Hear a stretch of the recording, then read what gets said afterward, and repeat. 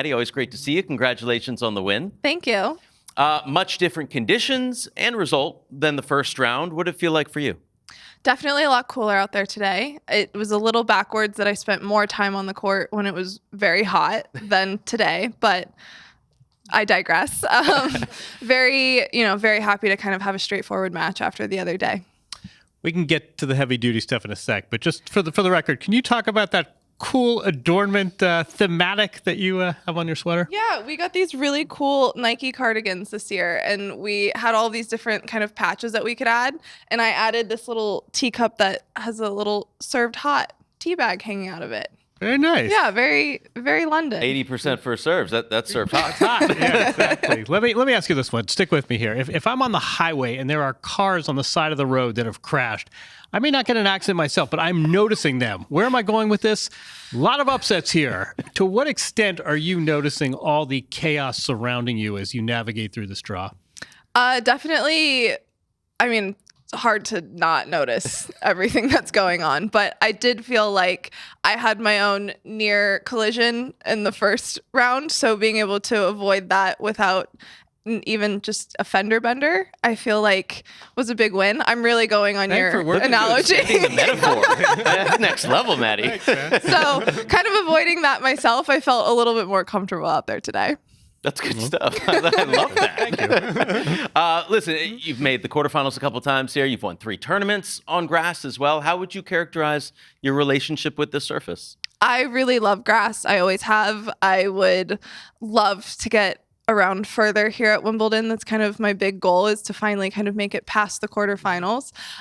So that's the big goal, but I know that I have to do that one match at a time. So trying to keep that at, the big goal, but trying to stay focused on one round at a time. Speaking of the big goal, 1, 2, 3, 4, 5 months now since you've won that major. Now with a little bit of detachment, what's been the biggest change in your life now that you've bagged a big prize? I don't think my life has changed that dramatically. I think it's a little bit different considering that I've been on the tour for so long, and I've obviously had levels of success and have been around and been relevant for years.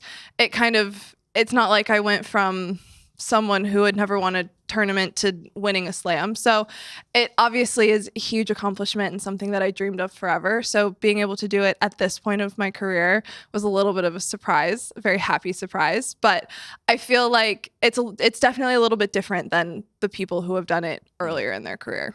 And obviously probably makes you want to do it again and again and again. I know you talked about all the work that you did on the mental approach to get to where you needed to be to win in Australia. What kind of work have you needed to do since then? It's been funny that you go into it and you kind of think in like a typical tennis player brain or athlete brain, it's kind of like, oh, well, I did it. Box checked. I'm done. And then something big happens in your life and all of a sudden you wake up the next day and you're like, wait, I want to win another one. And now that's like the only thing that's in my head. And then you get to the point where you're like, that's probably not healthy. And I need to kind of work through that and figure out how to play a little bit more free again. So that's kind of been the, kind of thing that I've been kind of dealing with the most and trying to figure out how to get myself to play free once again. You're so good at this this mental talk. We used to do a sports psychology podcast, but keep talking about it. How do you build confidence in this sport? I think building confidence in tennis is a little bit different than other sports because I think for me personally, my confidence has always been built off of the match court. I think it's all of the practice, it's all the time in the gym. It's just really knowing that you've put in all of the work and you've done everything that you can do to control as many controllables as possible. But then you go into a match court and you have someone else on the other side of the net who's probably been doing the same thing. So you have those weeks where you feel like you're doing everything right and things aren't quite clicking. But the beautiful thing about tennis is that there's always a tournament next week and anything can change in a moment. So how we see it all the time where someone loses first round in one tournament and then they go on a tear and they win 3 in a row. One thing I read that you changed this year is staying in a different part of town in Chelsea. What was the thought process for that?